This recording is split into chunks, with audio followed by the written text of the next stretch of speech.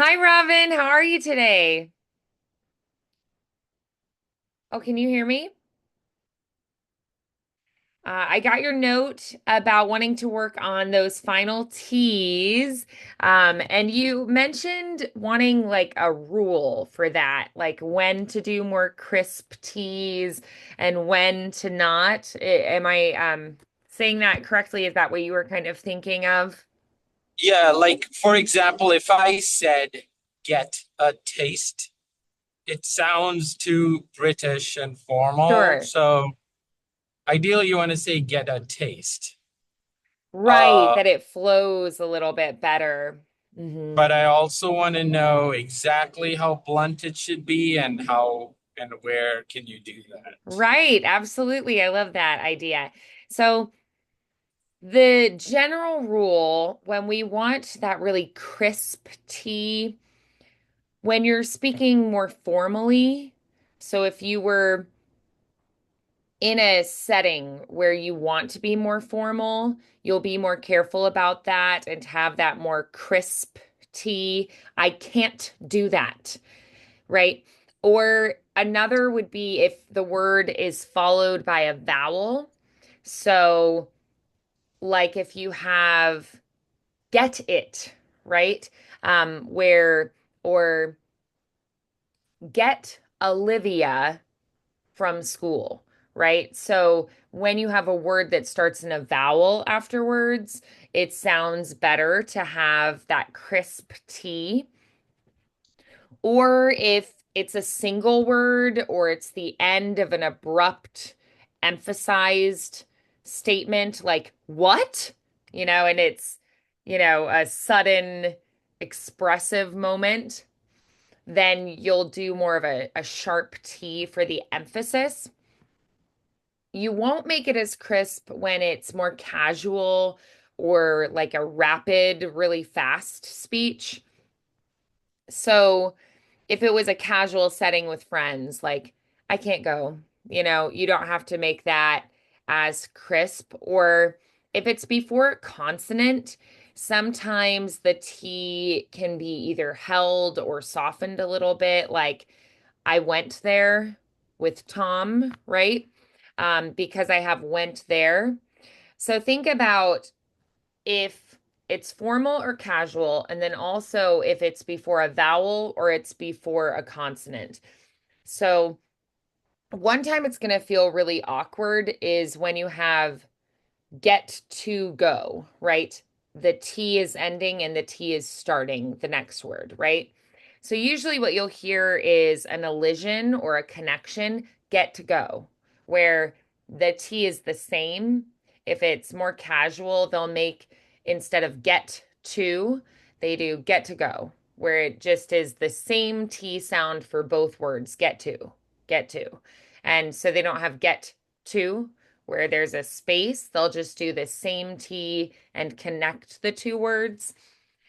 So that's one instance that you probably will soften it a little bit and also connect the two words to make it a little less effortful, you could say. So so I would say if you're thinking about phrases that have a vowel afterwards, make the T more crisp. And then if it's followed by a consonant, you can soften it a little bit. And then it also matters if it's a more formal setting or if it's a more casual setting. If I was giving a speech in front of a large audience, I'm going to make all of those T's very crisp and clear so that they can understand me well. However, if it was casual, talking to a neighbor, talking to a friend, I might soften those T's a bit and make my speech a little more lazy, a little more relaxed, a little more flowing. And that neighbor, um, what happens if he hears all the T's and they're all crisp? It's not a problem if that's the case. I don't think that anyone would think it was weird. They just might think that you're from a different region. I've had that before where because I've moved so much and then also because of my voice training as well, people will say, "You're not from here, are you?" You know, and that's if I go north, south, east, different areas. But also I grew up in the San Francisco Bay Area, and so it's interesting because I have had people randomly, maybe I'm ordering at a Subway or something, and someone next to me says, "Oh, are you from California?" And they can just tell by the way that I talk, which is kind of a fun, fun thing that sometimes that kind of thing will happen. But a lot of the time, people will say, "You're not from here, are you?" Because I've learned to speak a certain way. So that will happen, but it's not necessarily a bad thing. When you do speak with the standard American dialect, you don't really sound like you're from any one particular place. It's a neutral dialect that is not necessarily real. It's one that we've made so that regardless of where people are from, they can understand you. So, I would say if you want a general rule, if the word that ends in a T is followed by a word that starts in a vowel, make your T crisp. Get over it, right? Something like that. Get over. However, if the word is before a word that starts in a consonant, like get some lunch, right? Go get some lunch, right? That one could be softer because it's before a word that starts in a consonant. So that could be a good rule of thumb because it's all about people understanding you clearly. So we think about why we pronounce certain things certain ways. And usually, if the word is followed by a consonant, they will understand the word. If it's followed by a vowel, it can be a little bit trickier. And also, usually, when a word starts in a vowel, we'll put a slight glottal strike on the top of that word. So, like easy, October, ice cream. We do a little like accent to accent the start of that word that begins with a vowel to differentiate it and make it sound like it's an individual word. Because if we get a little too relaxed, it can sound like get over it. Like it sounds like it's all one word, get over, right? It feels like it's all just that is all one word instead of get over it, right? Which gives it a little more of a punch, a little more attitude, and also it's very clear. So that would be my rule of thumb. However, if I was giving a more formal speech or presentation, I would probably make all of my T's more crisp for that setting because it's harder to understand every word in that setting. So hopefully that And gives you a little bit of a rule of thumb. and to prevent it from sounding British, you just exaggerate the vowels. Is that how it works?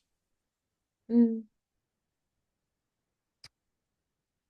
I don't know that a crisp T necessarily always sounds British. I think it's a lot more with the vowels, the shape of the vowels is going to affect that more.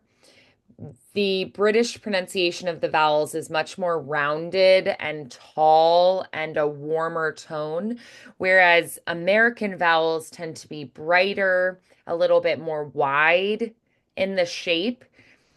So I feel like the vowels and the tone and the shape of the vowels gives it more of that British or American sound. Because in certain regions of America, they are more crisp and clear with those consonants. And then in other regions, they're less so.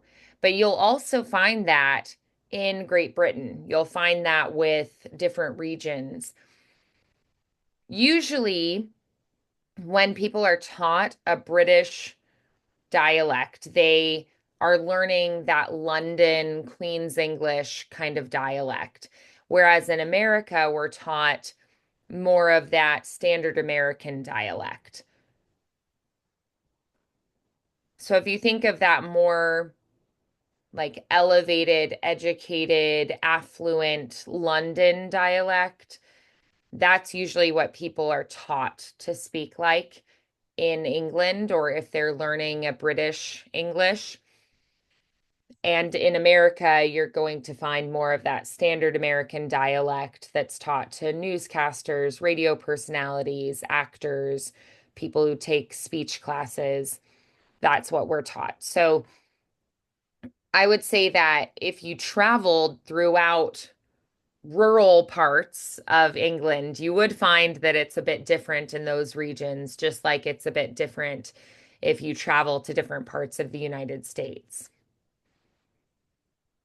So, for Understood. instance, in the Northeast, they tend to do a lot more of those crisp consonants. So, if you go to Pennsylvania or Boston, um, some people in Boston have more of that thick, um, it's almost like a Brooklyn kind of a sound. So, it's interesting because it's kind of like a class thing where there's kind of like a street talking kind of a sound or like a blue collar sound. And then there's that more like elevated, more highly educated sound. And that is because they're taught to speak that way. So if it was more of like, a fisherman who works down at the docks, they probably are going to have more of that. If you think of like that Boston kind of a sound. They're going to have more of that. Or like if you think of in New York, somebody that's a little more like they're from Long Island, they're going to have more of that speech. But if you have more of the people that went to private schools and things like that, they're going to have more of that crisp T's. They might even have a little bit of the more rounded vowels, a little bit similar to a British pronunciation. So it really depends on where you're at in the country. Understood. Yeah. But if you go to, say, Georgia, it's going to be warmer rounded vowels, similar to the British. They're going to have a little bit of a lilt, but they don't really pronounce the R's at the ends of syllables or words. And they will have softer D's and T's. But then if I go to like a Texas Southern accent, they actually do more of the D and T and the R, but it's a brighter drawl. So it's interesting because the different regions it changes. So my rule of thumb is in a casual setting, I can relax. I don't have to be as clear with those consonants. In a formal situation, I'm a lot more intentional about my speech. And then if you want just a general rule of thumb for things flowing better, if you have that T before a word that starts in a vowel, a crisper T with a little glottal strike on the start of that word that starts in a vowel. And then if I want to, I can, if I have like want to, I can do want to would be very formal, and then want to is more casual. Want to, where it's a shared T there. So it really depends on the context. Or like I went with somebody, I went with Tom. I don't have to make the T as clear. Went with, right? That's still clear. They still understand it. So having went with, I don't have to be as crisp on the T because there's that consonant in the front of the next word. So let's do some phrases then where you can practice some of those rules of thumb and get a feel for those. You're Okay. probably noticing in life that sometimes it feels exaggerated or too much. And it probably is when you have things like get Thomas, right? go get Thomas. That feels very effortful and exaggerated. But when I go get Thomas, where I share the T, it's still clear, but it feels a little more natural. It flows a little more naturally. Yeah. So for a word or a phrase that I might have more of a crisp T, these are going to have the T before a vowel. So take it away, right? So take it Take it away, away. right? That Take it it is crisp and then away has a little glottal strike to make that start of away. the word clear. Take it away. Take it away. Yes, good. And then let's try I got it. I got it. Yes. So that's a pretty common phrase and a little more of a casual phrase. So you could say, I got it, right? I got it, right? But I feel like that one is sort of like almost like an idiom, just a common phrase that English speakers use. I got it. And it's a more casual phrase. So that one I probably would do more, I got it, got it. So it's less of a got it and it's more of a got it. It's almost like got it becomes like a Goddit, got it. Like it becomes its own word. I got it. So you're going to hear that phrase pretty often and it's a more casual phrase. So I feel like that one you would soften the T there and make it more of a D sound for that phrase. Yeah, so go ahead and try that the more casual way. I got it. Yeah. Yeah, you feel how it's a softer, I got it. Yeah. So, and you can sort of toss the phrase away a little bit. It's just kind of a, you know, oh, I have to go grab my bags from the car. I got it. It's just a casual little interjection. So, yeah, that one can be a little more just glossed over. So, what about this phrase? What is that? Right? So, what is, we have the T before a vowel. So, that one is more clear. What is that? What is that? Exactly. Yes. Or what is that? So you can say it with different intention, but a little more crisp of a T there. If we have the phrase, don't eat it all, we have don't eat and then eat it.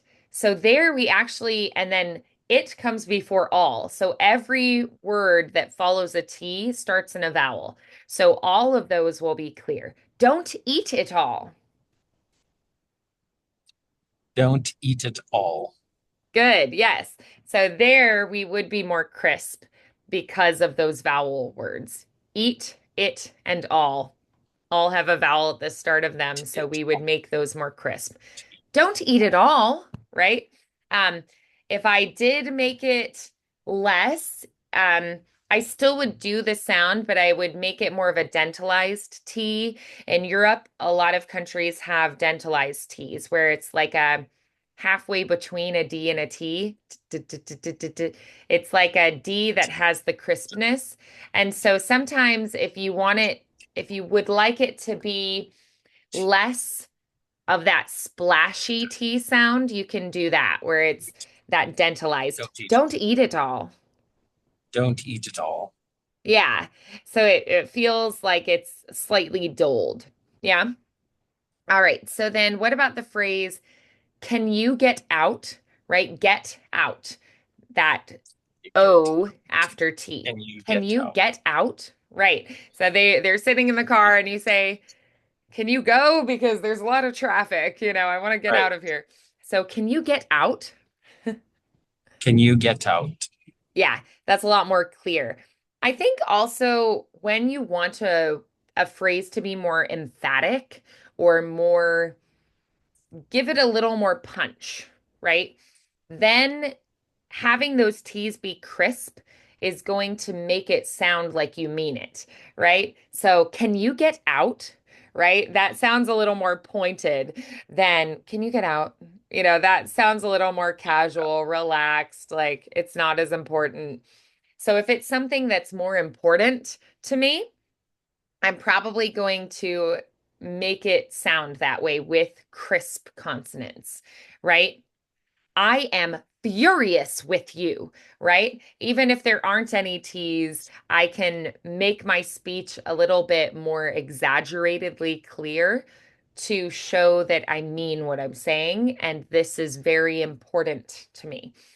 Um, so then if I had more of that softened or like unreleased T, more casual, I can't go, right? So can't go or I can't go. I can't go. I'm still doing the T, it's just softened. I'm not putting as much air behind it. I can't go, right?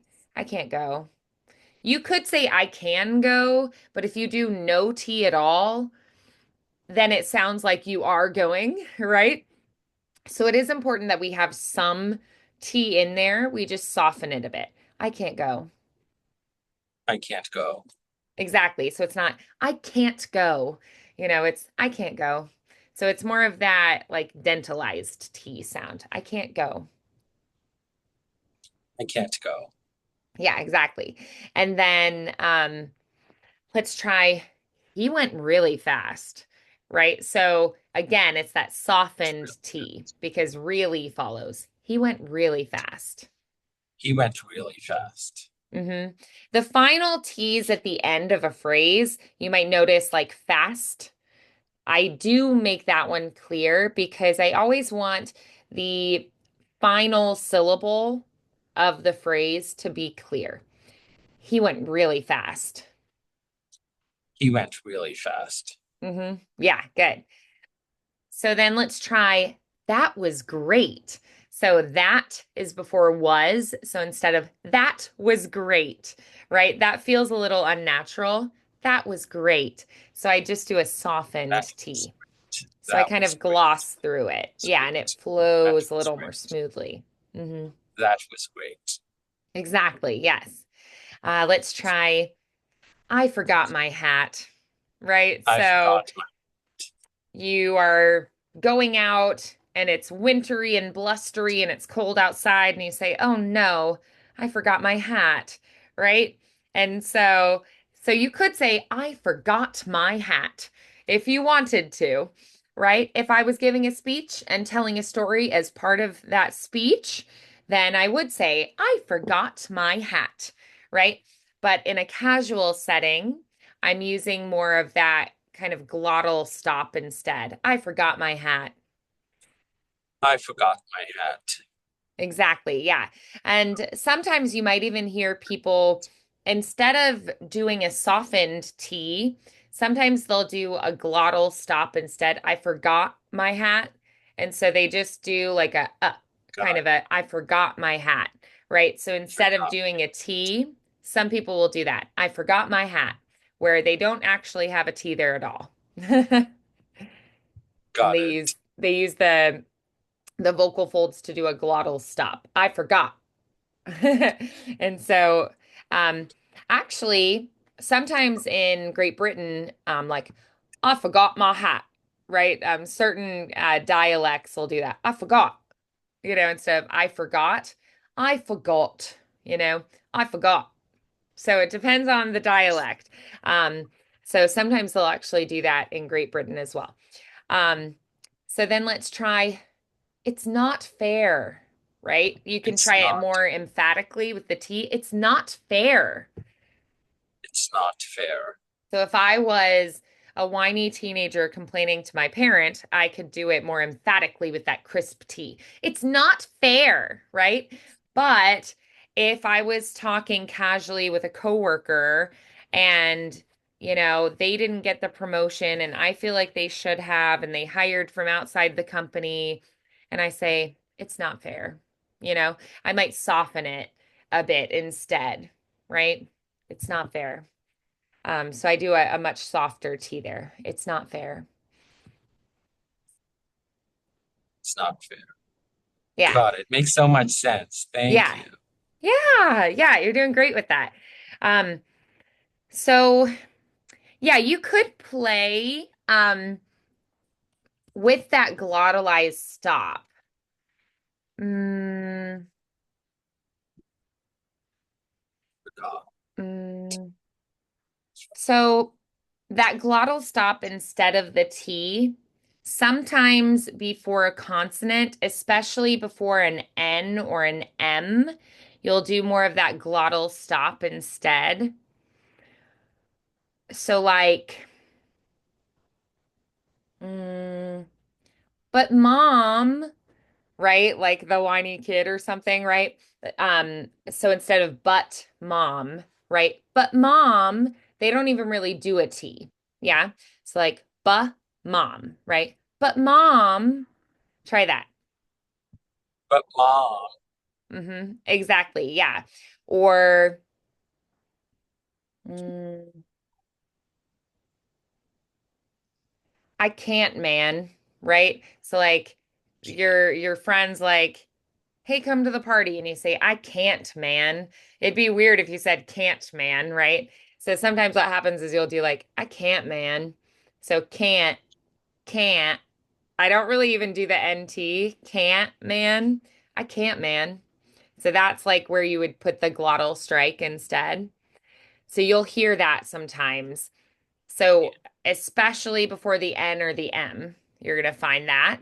Um, Sometimes before a pause or at the end of a word, like, what? Right? Sometimes I feel like I usually would say it, mm, but sometimes people will just be like, what? And so they just do like a wha. They don't even really finish the word, what? So you will hear that sometimes. I would usually say, what? You know, or someone says, hey, you should come get coffee with us. And they say they can't. Some people would say can't, whereas some people would just say can't. They don't finish the word. So you will hear that sometimes if it's casual speech and it's like a singular word that they just casually toss at you. They might not fully finish it. So those would be a Got couple it. times that you might hear that.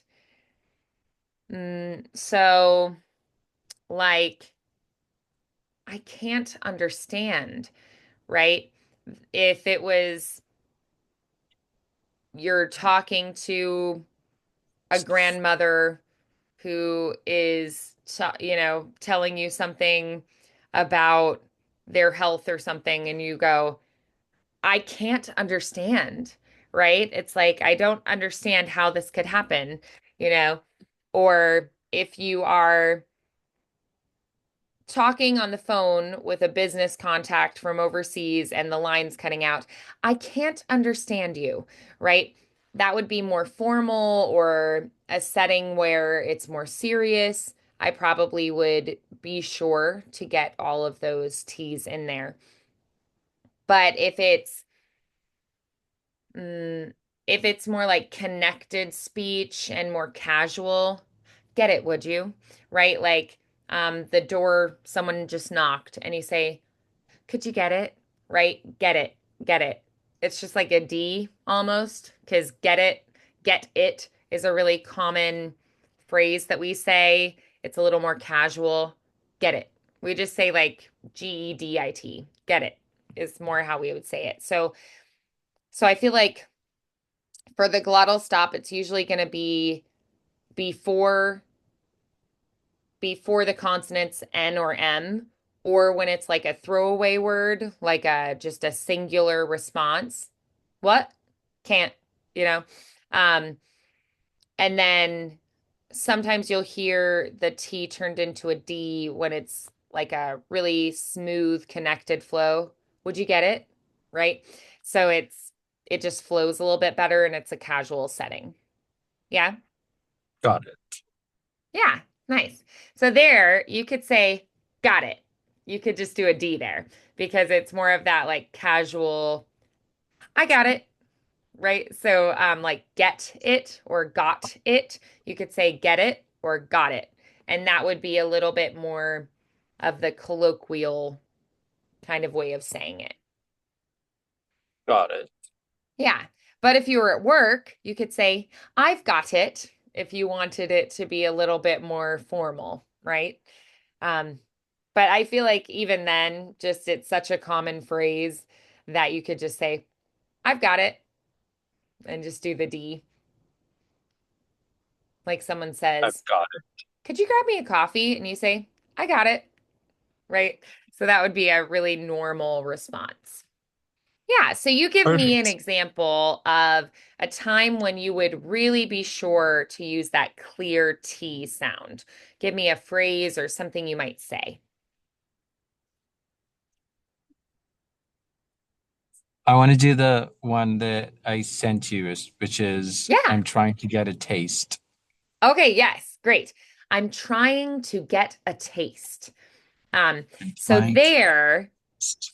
if it was a more formal situation, like I am in a meeting where we're talking about a marketing campaign, right?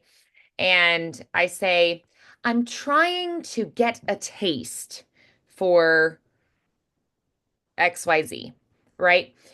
Then I probably would say more crisp T's there. And if we look at the full phrase, I'm trying to get a taste. So get is before a word that starts in a vowel. So if we're going with our rules of thumb we gave ourselves, then that would be a crisp T.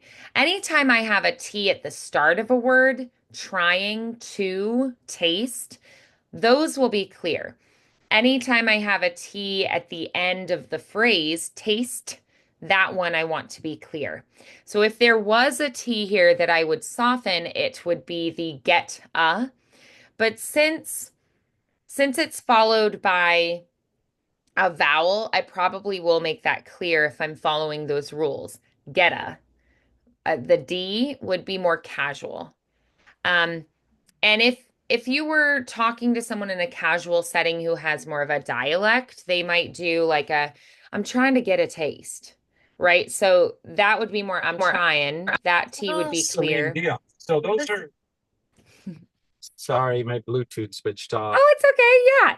No problem. So I'm thinking through it, and with that dialect, it could be like, I'm trying to get. I'm trying to get. So Fine. that could be more like a T, a crisp T on the trying, and then to get. They might do like to get. It's almost like that dentalized T with like a D mixed in to get a taste, to get a taste. Get And a they might taste. sort of connect all the words, like glue them together to get a taste, to get a taste. But you can hear the T still, even with that more rural dialect. I'm trying to get a taste. It it's more elided and the ing would be softened. The T's are still there though. They're just a little dentalized, a little muted. Got So it. even in that more casual dialect, we still hear them with that phrase. So if we think of the rule, get a, that is going to be pronounced. I'm trying to get a taste, I'm to get a trying to. taste. So if I did anything different with that, it would be more to get a. Um, but they're still there. So this is one that I probably would pronounce the T's. Got it. Yeah. You also don't have that kind of drawl pattern with your speech typically anyway, so it would be unusual for you to do something different there. I'm trying to get a taste, or I'm trying to get a taste, to get a taste. So I might not do as much of a to get a taste. That's more formal. I'm trying to get a taste. That's more formal because I'm making the vowels more polished. In the Got it. casual way, the vowels are a little lazier. To get a taste, to get a. Sometimes when we talk more casually, we match vowels because we don't have to move our tongue and our mouth position as much. So it flows a little bit more easily. To get a taste, every vowel is different. So if I did to get a taste, then get is different.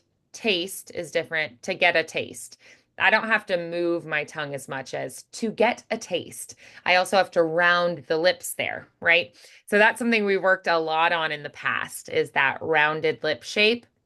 I'm trying to get a taste Trying to get of taste. what your vision is for this campaign, right? I would do that in a more formal setting, in a business setting, in a speech context, a presentation. However, if I was talking to a friend, I might say, I'm trying to get a taste, right? I'd make the vowels a little bit more casual there, but I still do have the T's there. They're just slightly softened. Understood. Yeah. Does that give you a little bit more clarity on what you're doing there? Absolutely does. Thank you so much. It seems like it might be good for us to go through some general rules of thumb. We've done that a couple times, and I do think that's been helpful. So, if you think of some other sounds that you'd like to get some more general rules of thumb for, let me know those and we can go over those in other sessions. Okay? Perfect. Thank you. Awesome work today, Robin. I'll see you Thursday. All right. See you Thursday. Bye.